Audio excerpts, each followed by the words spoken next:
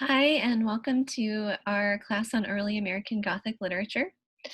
This lecture is going to take us through some of the contexts and backgrounds that will be helpful as we're reading Wieland by Charles Brockden Brown.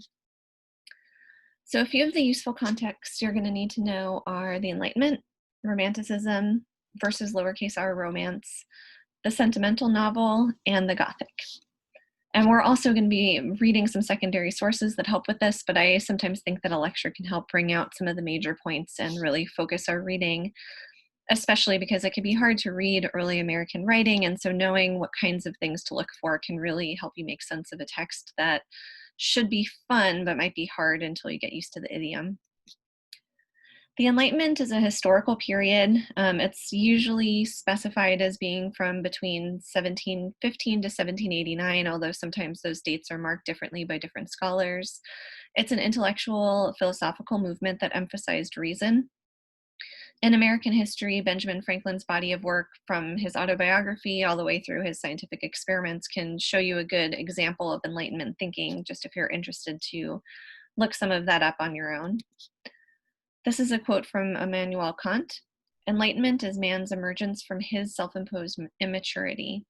I highlighted man's and his because this really was a gendered movement. It was, although the word man at the time could signify humankind, this was really seen as a masculine endeavor associated with reason, while women were more associated with emotion. Back to the quote. Enlightenment is man's emergence from his self-imposed immaturity. Immaturity is the inability to use one's understanding without guidance from another. This immaturity is self-imposed when its cause lies not in lack of understanding, but in lack of resolve and courage to use it without guidance from another. Sapere aude, dare to know. Have courage to use your own understanding. That is the motto of the Enlightenment. So that seems like a pretty good value. There's a few things that are going on at the time. The sciences are really changing. The word objectivity is changing from objectivity and subjectivity is changing. This is a really great book called Objectivity by Lorraine Datson and Peter Gallison if you're interested in that shift in the definition of objectivity and the value of objectivity in science. So I'm not going to go on a tangent there, but I'm happy to talk about that stuff if you're interested. I really like the history of science of this era. But Romanticism was a movement that came around the same time, just a little bit later. They overlap, and Romanticism speaking back to the Enlightenment. So that's why I wanted to start with mentioning the Enlightenment. It rejects the rationalism of the Enlightenment and embraces human emotion as a natural part of that human experience. So where the Enlightenment emphasizes kind of being cerebral, using your senses in order to create knowledge, like empiricism. Empiricism is important in Wieland, by the way. The truth that you see and the truth that you hear, that's a scientific virtue that it's just worth associating with the Enlightenment. I included links about the early American belief in the supernatural among some of our first readings. So there are some links about ideas about vampires. There are some links about ideas about witches. You don't need to read those really closely, but I wanted you to know that those, along with mesmerism, were not necessarily considered part of romance's response to the Enlightenment. Like the idea of the true supernatural isn't really the target of romance. It's the human, it's dark human emotions and how logic can never really expunge them. So the tension between the Enlightenment and the Romantic era is really a tension between the value of logos and pathos and the idea, can human be a fully rational animal, or are dark emotions inevitably going to be a part of that human experience? Enlightenment thinkers think that if you're evolved enough, you can completely get rid of dark emotions like anger and fear. And romantics would say, no, this is the chaos, and dealing with the sublime is all a part of the human experience. The Romantic era found its expression in music like Beethoven and poetry like Keats, as well as in several different genres of the novel, the sentimental novel, the seduction narrative, and of course the Gothic. And I'm going to talk a little bit about all of these genres because they really intersect a lot, and it's just useful to see how they overlap. But before I get into that, there's a distinction between the capital R Romanticism and lowercase r Romance that I just want to belabor for a minute. Capital R Romanticism describes the movement. So this is like Hawthorne is from the American Romantic era with a capital R. Lowercase r describes the genre. Although we might now associate the romance with like bodice ripper, kind of erotic fiction, the genre earned its name from roman, as in the Romana clef or Bildungsroman. The lowercase r Romance officially just means novel, but it earned its name because it was written in Romance languages, the language of the people, as opposed to Greek and Latin, which is what scholars were learning and writing in. In America, the term romance was used to distinguish from the realist novel later in the 19th century. We're not really going to get into that distinction very much, but I just wanted you to know there's a difference between the capital R Romance and the lowercase r Romance. Some other terms to clarify. The sentimental novel, sensational novel, and seduction narrative, and the Gothic, they really relate, and you'll notice sentimental and seduction aspects of many of the Gothic pieces that we read. Um, let's start with sentimental fiction. Also called domestic fiction, it was a popular new form of writing that began in the late 18th century, pretty late. I think the first sentimental novel was published in 1791, and it remained popular well into the 19th century. It was primarily, but not exclusively, popular among women readers. It was written by both men and women.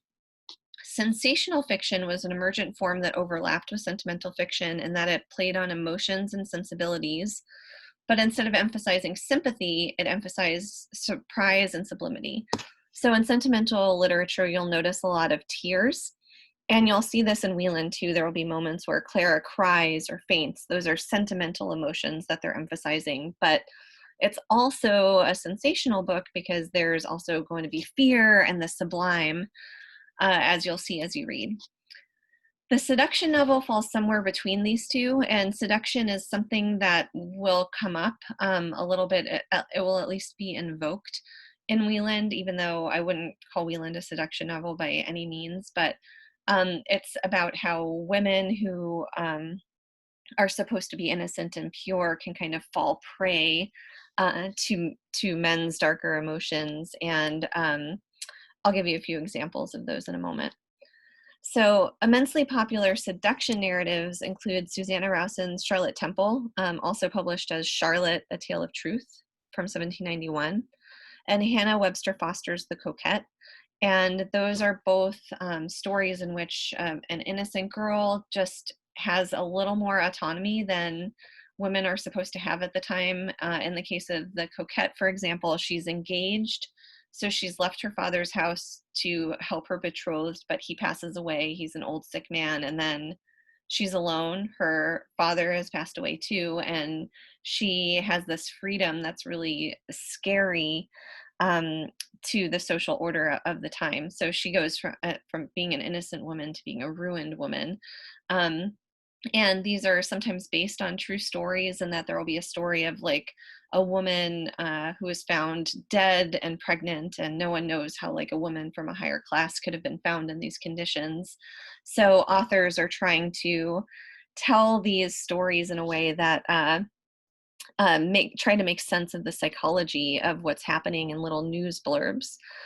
That's also relevant to Wieland, as I'll talk about in a moment.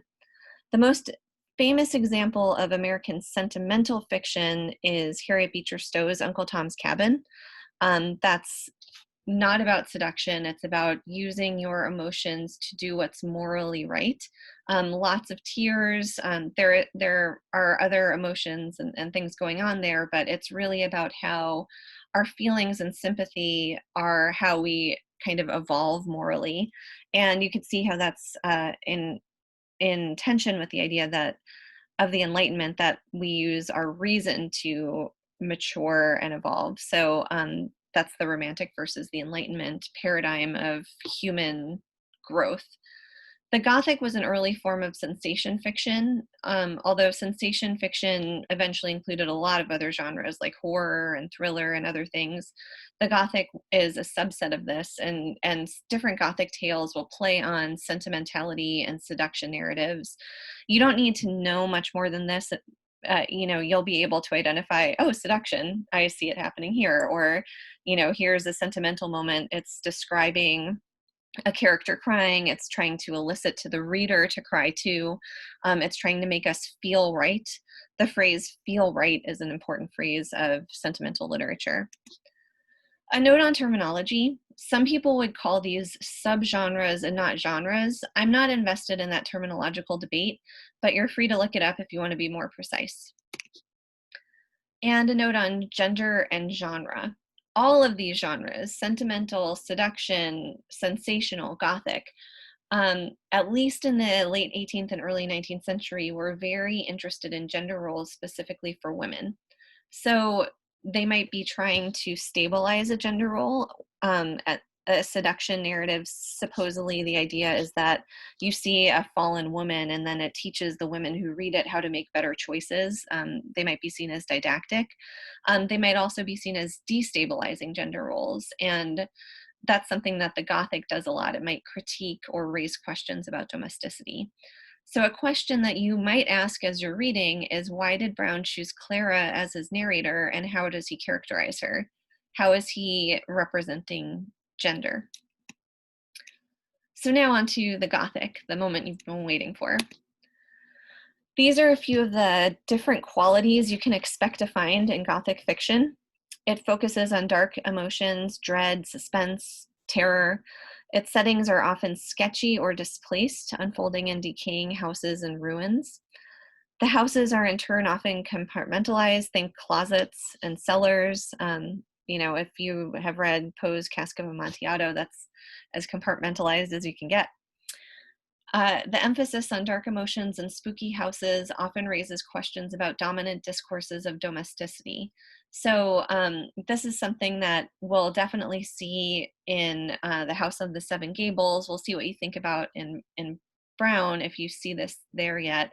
But there's a question as you watch these houses crumble and decay, if our investment in the family unit in the house and that heteronormative ideal, as we might today say, they did not have the word heteronormative at the time, obviously, if it challenges the idea that this is really a valuable thing to strive for, or if it's inherently flawed. Number 5, the genre often deals with the sublime and supernatural. It often involves themes of uncanny doubling or twins. It often portrays a protagonist who is struggling with an evil person or force, including their own repressed emotions in some cases. Mysteries are generally solved by the end of the story. And I'll say too that in American Gothic fiction, there's often an association of the kind of dark, sketchy scenes with kind of European values. So you might have, if there's a foreign character, who, especially someone who comes from a Catholic country, that's the kind of thing that they use to get the reader kind of piqued or titillated, like, this person's a little different from the waspy American values that this book is going to sort of be in friction with. So those are things that you can look for also. How does genre work? So I've described some things you can expect. I've described different genres, but what does it mean to read in a genre?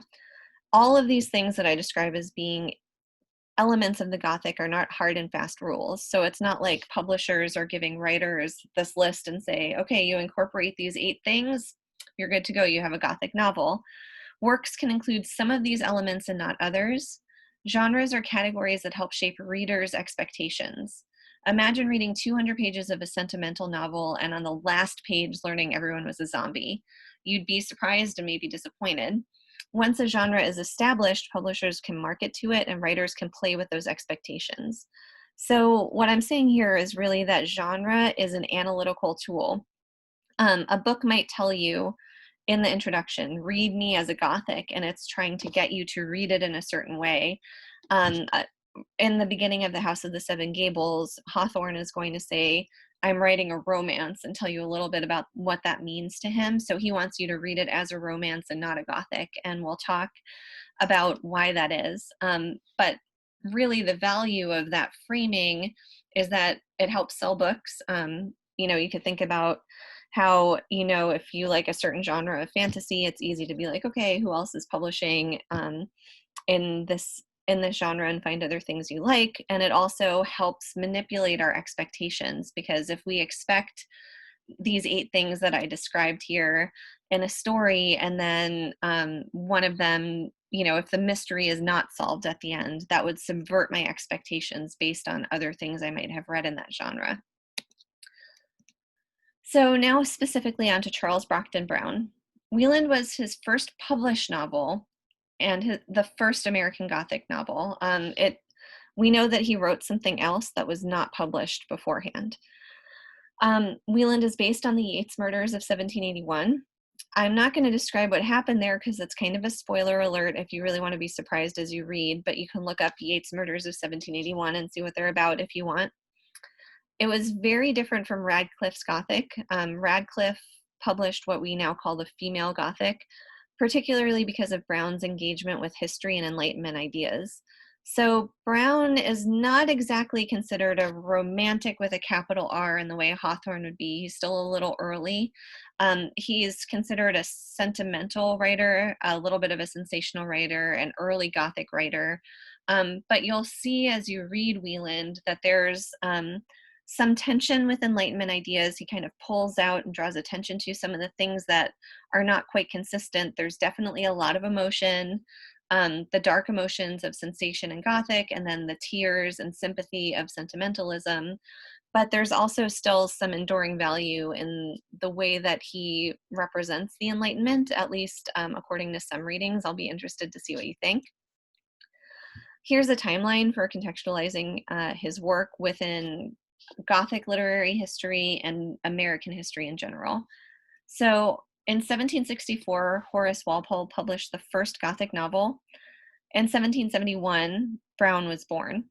Then 1776, Declaration of Independence. 1781, the murders on which Wieland is based. 1783, the Revolutionary War ends. 1789, the French Revolution begins.